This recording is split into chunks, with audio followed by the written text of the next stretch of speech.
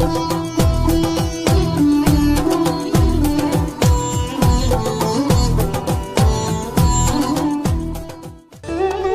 हर महादेव। मैं आचार्य रुद्रेश्वरन आप सभी को प्रणाम करता हूं। भगवान शिव के गुणानुवादों का श्रवण कर रहे हैं। श्री शिव महापुराण में वर्णित श्री रुद्र संहिता के प्रथम खंड में 17वें अध्याय का आज अध्ययन कर रहे हैं। पापी गुणनिधि की कथा। ध्यान पूर्वक इसका श्रवण कीजिए। सूत जी कहते हैं कि हे ऋषियों, तत्पश्चात नारद जी ने विनय पूर्वक प्रणाम किया और उन्होंने भगवान से पूछा। उन्होंने कहा कि हे भगवान शंकर कैलाश पर कब गए और महात्मा कुबेर से उनकी मित्रता कैसे हुई और कहां हुई? प्रभु शिव जी कैलाश पर क्या करते हैं और यह भी मुझे बताइए कि प्रभु शिव जी कैलाश पर क्या करते हैं।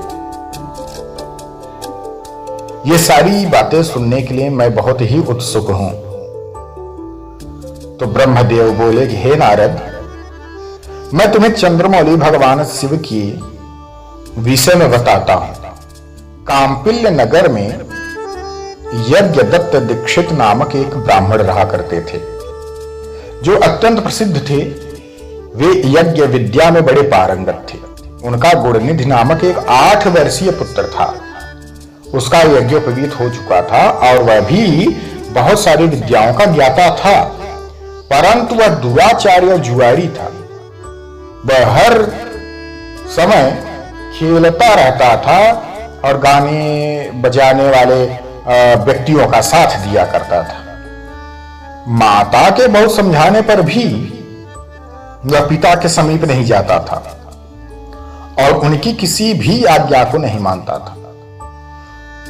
उनके पिता के घर के कार्य तथा दीक्षा आदि देने में लगे रहते थे, तो पिताजी को भी इतना समय नहीं मिल पाता था। किंतु जब घर पर वो लौट करके आते थे तो अपनी पत्नी से गुणनिधि के विषय में पूछते थे कि वह कहां है, कैसा है। तो उनकी पत्नी उनसे झूठ कह देती थी कि वह कहीं स्नान करने गया है अथवा किसी देवता की पूजन करने गया है। केवल एक ही पुत्र होने के कारण वह अपने पुत्र की सारे दोषों को छुपाया करती थी। उन्होंने अपने पुत्र का विवाह भी कर दिया। माता नित्य अपने पुत्र को समझाया करती थी। वह उसे यह भी समझाती थी कि अगर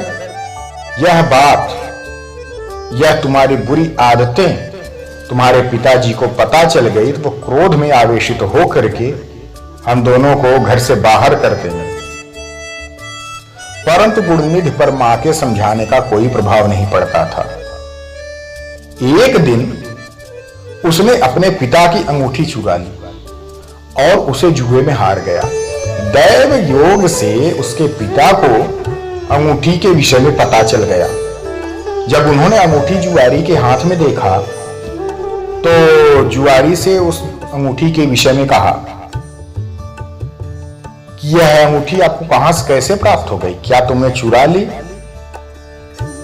किंतु जुआरी ने कहा कि नहीं, मैंने कोई चोरी नहीं की है। अंगूठी मुझे तुम्हारे पुत्र के द्वारा ही प्राप्त हुआ है, यह नहीं अपितु अन्य जुआरियों को भी तुम्हारे घर के अधिक धन और वस्त्राभूषण सामग्रियां मिली हैं।